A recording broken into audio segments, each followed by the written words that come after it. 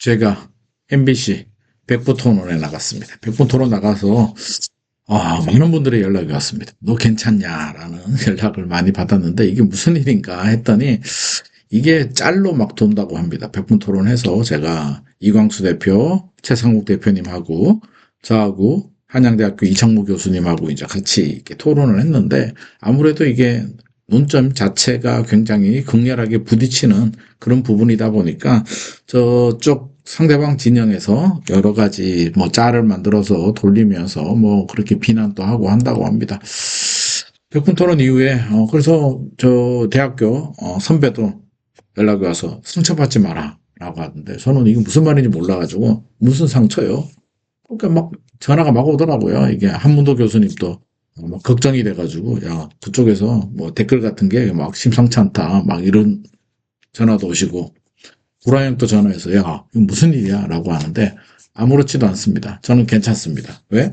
뭐 각자의 역할이 있는 거고요. 저는 그렇게 생각을 합니다. 이게 서로 생각이 다른 부분이기 때문에 각자의 그 팬들, 지지하시는 분들한테 최선을 다해서 본인의 의견을 이야기를 하고 상대방에 대해서도 이제 불만이 있는 부분이 있으면 또 그럼 받아주는 그런 역할도 비난도 저는 감수해야 된다고 생각합니다. 그분들의 마음이 좀 풀리고 스트레스가 좀 내려간다면 집값 때문에 또 집값 상승을 바라보는 분들, 포모 현상, 여러 가지 마음의 상처가 많은 분들이죠. 그래서 그런 분들 입장에서는 또 저의 의견이 집값이 쉽게 떨어지지 않는다라고 하니까 이제 화가 날 수도 있습니다만 전문가는 팩트를 좀 얘기해야 되지 않겠습니까? 객관적으로 수요와 공급을 가지고 떨어질 수도 있고 올라갈 수도 있는 거지 떨어져야 된다라는 당위론을 가지고 하면 저는 안 된다고 생각을 하거든요. 그래서 100분 토론 때 있었던 논점들 한번 정리를 해봤습니다.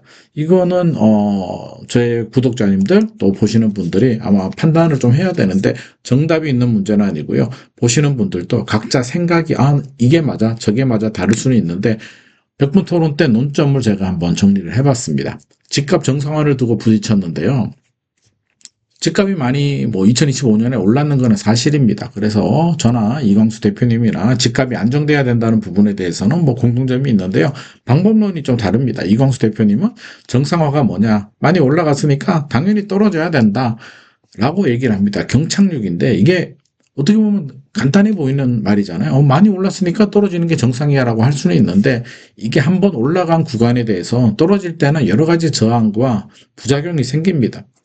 주식을 좀 보게 되면 주식이 2600에서 5000 넘었다가 지금 막 이러는데 역설적으로 아니 주식이 이게 한 8개월 만에 2배가 올랐다. 너무 과열이다. 인위적으로 어떤 정책을 개입을 해서 조정을 한다면 어떻게 되겠습니까? 난리가 나는 거잖아요. 집값도 마찬가지입니다. 한번 올라가게 되면 이게 하방 경직성도 있고 이게 떨어졌을 때 견디는 충격. 그러니까 예를 들어서 10억이 올랐는데 한 3억은 떨어져야 되지 않냐라고 하면 3억만 딱 떨어뜨릴 수는 없다는 거죠. 또 경제에 미치는 영향과 여러 가지 보면 부작용이 너무 크다. 그래서 저는 연착륙이 필요하다고 주장을 합니다. 그래서 인플레이션 여러 가지 감안해 보게 되면 10억이 올라도 안정을 되고 추가 상승을 어느 정도 막으면서 안정 기간이 한 5년 정도 유지가 된다면 이 오버슈팅에 대한 부분도 상쇄가 되기 때문에 부작용을 최소화할 수 있다는 거죠. 그래서 여러 가지 정책들 수요와 공급에 따라서 수요는 좀 늘리고 수요는 좀 줄이고 공급을 늘리는 정책들 여러 가지를 펴야지 너무 인위적으로 단기적으로 경착륙을 시도한다면 우리 경제가 만약에 생각을 해보세요. 집값이 경착륙이 됩니다. 뚝 떨어집니다. 그러면 은행들도 그렇고 개인들도 그렇고 세입자도 그렇고 주식시장이라고 안전하겠습니까? 집값이 떨어져서 손실을 많이 해야 된다면 주식 팔아서 또 손실을 많이 하겠죠. 우리 경제가 미치는 충격들. 김대중 정부 때 박근혜 정부 때 규제를 왜 풀었겠습니까? 그 정도 경제에 미치는 충격이 굉장히 크기 때문에 그걸 최소화하는 그러니까 급격한 변화는 부작용이 굉장히 크다는 말씀인데 이게 이제 듣는 사람에 따라서 기님만이는 집값이 안 떨어지길 바란다라고 하는데 그런 의미가 아닙니다. 그래서 연착륙이 필요한 거지 경착륙은 저는 바람직하지 않다고 생각을 하고 또 다른 입장에서 본다면 집값이 떨어져야지라고 하는데 그게 자기 입장이 되면 그렇지 않겠습니까? 대한민국에서 집이라는 건 한 개인에게는 인생이 달린 문제인데 그러면 예를 들어서 25억 아파트가 35억 갔는데 35억이 산 사람이 진짜 투기꾼이고 나쁜 사람이겠습니까? 나름대로 필요도 하고 자금도 되고 또는 집값이 올라가니까 마음이 불안하니까 사신 분들도 있는데 그분들은 그렇게 네가 왜 집을 샀어라고 하면 안 된다는 거죠. 그래서 본인의 선택에 따라서 안 사신 분들도 있습니다만 사신 분들도 개인의 판단인데 그걸 떨어져서 뭐 35억을 30억으로 가야 된다. 그럼 34억에 산 사람은 무조건 손해봐야 된다. 삼성전자 15만에 산 사람 16만 원 너무 비싸다. 10만 원을 내려야 된다. 그러면 15만 원, 14만 원에 산 사람은 어떻게 됩니까? 그래서 인위적인 조정은 굉장히 신중해야 된다라는 저는 그런 생각입니다. 세금 정책에 대해서도 이제 부딪혔습니다. 세금. 이광수 대표는 다 중과세 해야 된다. 보유세도 올리고 양도세도 올린다. 채찍과 채찍으로 강공책으로 해서 집값이 떨어져야만 정상화가 된다라고 합니다. 저는 집값이 떨어지는 게 정상화라고 생각하지 않습니다. 올라간 거에 이제 너무 급격하게 올라간 거는 문제지만 거기서 연착륙으로 답을 풀어야지 채찍 대 채찍으로 때린다고 해결이 되겠습니까? 중2병 걸린 자녀한테 공부 안 한다고 계속 골프채로 때리면 애가 공부 열심히 할까요? 집으로 뛰쳐나가거나 미치거나 둘 중에 하나가 됩니다. 그래서 저는 채찍과 당근을 같이 사용하자. 보유세를 점진적으로 올리되 거래세, 취득세, 양도세는 내려주자. 그냥 내리면 부자 감세 논란이 되니까 백분 토론 때도 제가 아이디어를 드렸죠. KBC세 대비 10% 저렴하게 팔면 양도세율을 45%가 아니라 최고세율을 기본세율에서 35%로 줄이자. 또는 국민연금에 넣는 사람은 양도세, 국가가 받아야 될 양도세금을 안 받을 테니까 그 양도 차익 전체를 국민연금에 넣고 연금처럼 받도록 하자. 그러면 연금을 받아서 주식도 사고 소고기도 사 먹고 소비를 할 거니까요. 또는 서울집을 파고 비수도권으로 지방으로 내려가서 지방집을 사시는 분들한테는 양도세를 받지 말자. 그러면 거래가 활발하게 되지 않겠는가. 입주 물량이 부족한데 집주인들이 매물을 내놓게 되면 주택시장이 안정이 됩니다. 매물을 내놓는 방법이 채찍으로 보유세를 올려서 못 견디게 때려서 매물이 나오는 게 정상이겠습니까? 다 자연스럽게 따뜻하게 팔 수 있게 만들어주는 게 정상이겠습니까? 아니, 매물이 많이 나오는 게 안정이 되면요. 그래서 저는 이런 정책들, 제가 앞서서 말씀드린 그런 아이디어를 내게 되면 보유세 올리면은, 감당할 수 있는 능력이 되는 사람들만 집을 보유하자. 팔고 싶어요. 파세요. 팔 때는 우리가 이런 조건이 만족하게 되면 우리가 양도세를 깎아주겠습니다. 뭐 10년 동안 세입자한테 전세금 하나도 안 올리게 되면 그분도 혜택을 줘도 되고요. 양도세 감면을 줘도 되고 여러 가지 합리적인 방법이 많이 있죠. 백분 토론할 때 사회자도 너무 좋은 아이디어라고 이야기를 했습니다. 그래서 저는 대통령께서도 뭐 여러분들의 의견을 들으시겠습니다만 이런 정책들, 제가 말하는 합리적인 정책들을 듣는다면 훨씬 더 빨리 효과를 볼 수도 있고 도움이 됩니다. 그래서 너무 급진적인 의견도 뭐 일리는 있을 수는 있습니다만 저는 그렇습니다. 이렇게 합리적인 정책이 필요하다고 생각합니다. 이런 게 충돌이 됐고요. 또 마지막에 충돌이 된 게 1주택자들 혜택입니다. 그래서 이광수 대표님은 뭐 비거주 1주택자들 혜택을 줄여서 무주택자들한테 줘야 된다라고 이야기를 합니다. 무주택자들의 눈물이 보이지 않느냐라고 이야기를 하더라고요. 그래서 저는 그랬습니다. 1주택자는 건드리지 마라. 특히 장기 보유한 1주택자들. 장기간 동안 뭐 거주하면서 10년 이상 보유하면서 거주할 수도 있고 3년, 5년 거주하다가 전세 주고 다른 데 전세 살 수도 있고 대한민국에서 집 하나는 적어도 10년은 강산이 변하는 기간입니다. 10년 동안 집을 가지고 있었다는 사람을 투기라고 할 수 있습니까? 무슨 투기가 강산이 변할 때까지 가지고 있는 게 투기입니까? 집 하나입니다. 집 하나. 그래서 이 집 하나에 대해서는 건드리지 마라. 정부가 또 무주택자들 뭐 눈물 뭐 상실감이라고 하는데 그거는 정부가 다른 데서 많이 거둔 세금을 가지고 뭐 임대 아파트를 많이 제공을 해주든 아니면 분양 물량을 많이 제공을 해주든 여러 가지 바우처를 주든 뭐 여러 가지 혜택을 줘야지 1주택 장기 보유 1주택자한테 주는 혜택을 줄여서 무주택자한테 주자는 거 저는 굉장히 바람직하지 않는 얘기다. 왜 그래야 됩니까? 무주택자의 눈물이 보이지 않냐 그러는데 무주택자의 눈물을 왜 1주택자가 닦아줘야 됩니까? 다 먹고 살기도 바쁜 사람인데요. 그래서 이런 감성은 저는 좀 뭐 개인적으로 그랬습니다. 그래서 뭐 무주택자들이 들으면 섭섭할 수도 있습니다만 집 하나 가진 사람도 엄청 부자는 아니잖아요. 그렇게 바라본다면 세금 내고 집 하나 가진 사람은 가난해진 사람이고 10년 보유한 사람은 혜택을 주고 무주택자들도 내 집 마련할 수 있게 무주택자들한테 대출을 좀 더 저리 대출로 풀어주든지 뭐 여러 가지 바우처를 주든지 물량도 많이 제공해주고 그렇게 집을 살 수 있게 또는 살 생각이 없는 사람은 임대 아파트를 쉽게 구할 수 있게 뭐 전세나 월세나 여러 가지가 나오는 게 그게 사회복지 정책이지 1주택자한테 주는 세금을 줄여서 무주택자한테 주자는 건 지극히 저는 정치적인 발언이라고 생각을 합니다. 자, 장특공제도 이제 부딪혔죠. 최상욱 대표는 그런 얘기를 합니다. 80% 공제 너무 많다. 30%로 줄이자라고 하는데 오케이. MB 때 80%로 늘린 거를 이제 줄이자. 왜 장기 보유하는 사람한테 공제를 이렇게 많이 해주냐라고 하는데 좋습니다. 80에서 30으로 줄이게 되면 다른 것도 다 현실화를 해야겠죠. 저는 비과세하고 누진 구간을 지적을 했는데 비과세가 지금 12억입니다. 12억까지만 집값이 12억까지만 비과세를 해줍니다. 옛날에 6억에서 늘려서 이제 12억이 됐는데 그 사이에 6억 할 때 옛날 노무현 정부 시절 그때입니다. 그때 마포 아파트가 6억 정도 했거든요. 서울에. 그러면 지금 마포 아파트가 25억, 30억씩 하는데 적어도 마포 아파트 수준 정도까지는 비과세를 해줘야겠죠. 그러면 한 25억에서 30억 정도까지는 집값 30억까지는 비과세를 해주고 1세대 1주택자다 장특공제를 30%로 줄이는 거 오케이. 그리고 누진 구간은 뭐냐면 양도세율이 6에서 45%잖아요. 6에서 45%. 그러면 10억 넘어가게 되면 45%, 1200만 원 이하는 6%, 4800만 원 구간은 15% 이렇게 되는데 이게 30년 전에도 이랬거든요. 30년 전에 마포 아파트 4억, 5억 할 때 1200만 원 4억 아파트가 1200 올라가는 거는 많이 올랐는데 요즘 1200은 돈도 아니잖아요. 그 사이에 집값이 5배 올랐으면 이 누진 구간 1200만 원이 적어도 6천만 원 1억까지는 올라가야죠. 그래서 실질적으로 이게 국가가 증세를 한 거거든요. 표시 안 나게.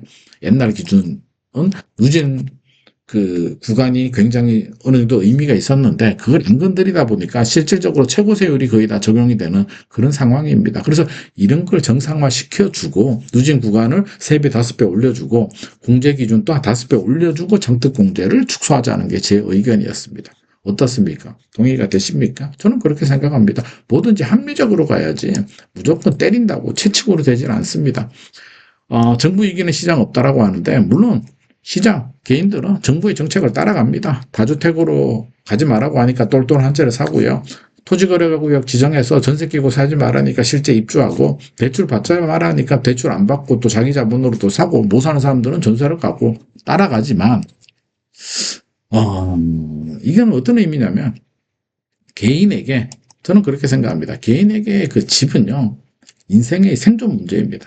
생존 문제. 집 하나 또는 집 2개 가지고 2개 가진 사람이 엄청난 투기꾼처럼 보입니까? 집 하나 가지고 있다 열심히 노력해서 하나 더 사가지고 이 집을 나중에 자녀한테 증여를 해줄 수도 있고 팔아서 자녀 결혼할 때 도와줄 수도 있고 내 노후 준비를 할 수도 있고 여러 가지가 있는데 이거를 투기라고 관점에서 봐버리게 되면 아니 합법적으로 세금 다 내고 취득세 내고 1년에 한 번씩 재산세 종부세 내고 팔 때 양도세율 최고세율 45% 중과세가 되면은 더 많이 올라가죠. 82.5%까지 올라가는데 세금 다 내고 합법이 테두리 안에서 사는 사람을 투기꾼 취급을 해버리게 되면 진짜 투기꾼 어떤 사람입니까? 무자본 갭 투자해가지고 오피스텔이나 이런 거 한 2, 3억 가지고 오피스텔 30채씩 사가지고 막 돌리다가 역전세 생기고 깡통전세 생기고 세입자한테 피해주는 이런 분들이 진짜 나쁜 사람들이고 그 전세 사기범들 그렇죠?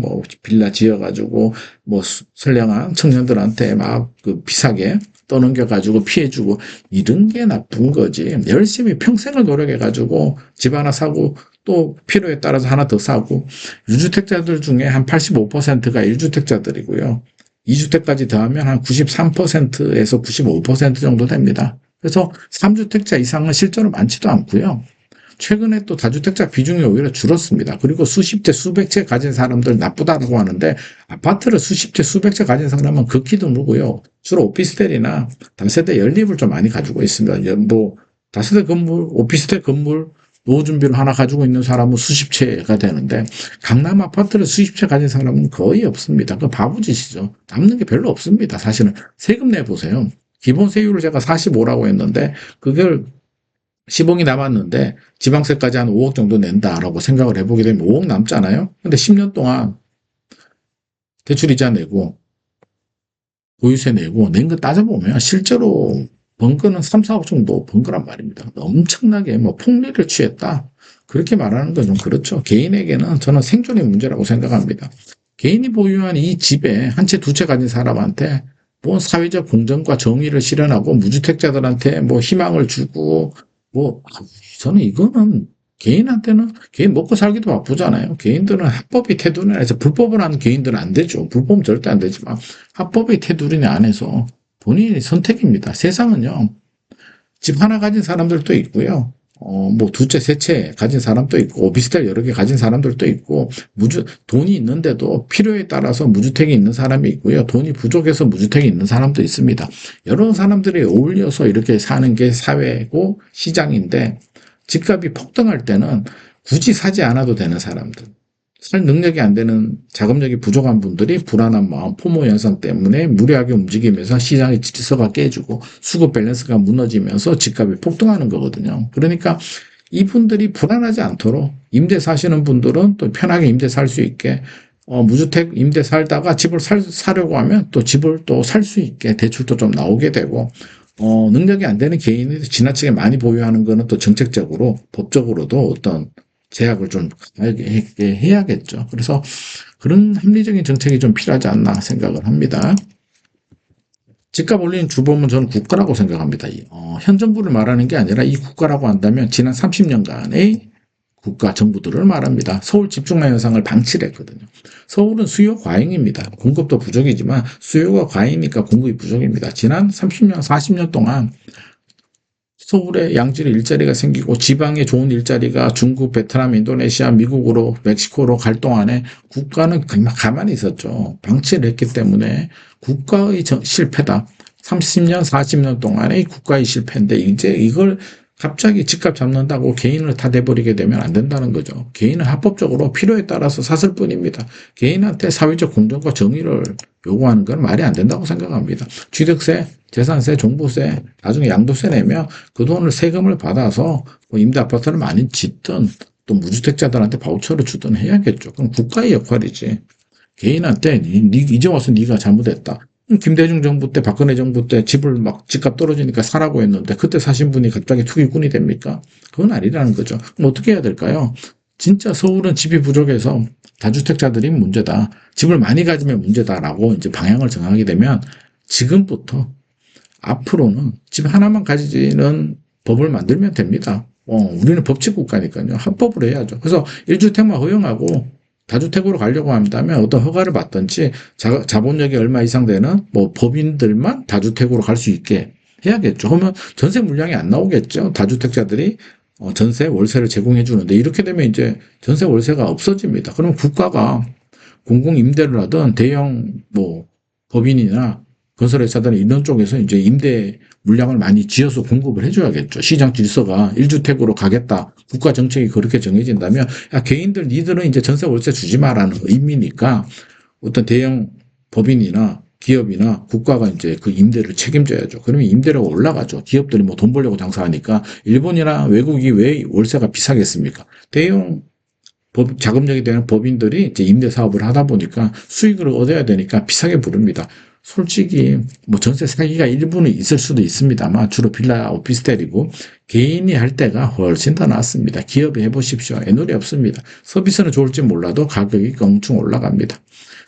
기존에 있는 분들은 이제 국가가 1주택 전략을 하게 되니까 기존에 합법적으로 사신 분들에 대해서는 출구를 만들어줘야겠죠. 어떻게 뭐 거래세를 내려주든지 그렇죠. 양도세를 내려주든지 제가 아까 준 아이디어나 뭐 내려주든 아니면 국가가 KB 시세로 사주든지 1주택 빼고 쉽지 않겠죠. 근데 아무튼 간에 진짜 1주택으로 가게 만들고 싶다면 이렇게 어려운 일입니다. 그래서 대형 법인이나 국가가 임대는 책임지고 개인은 한 채만 가져라라고 하든지 그게 자신이 없으면 물 흘러가듯이 정책을 만들어줘야죠. 그럼 어떻게 해요?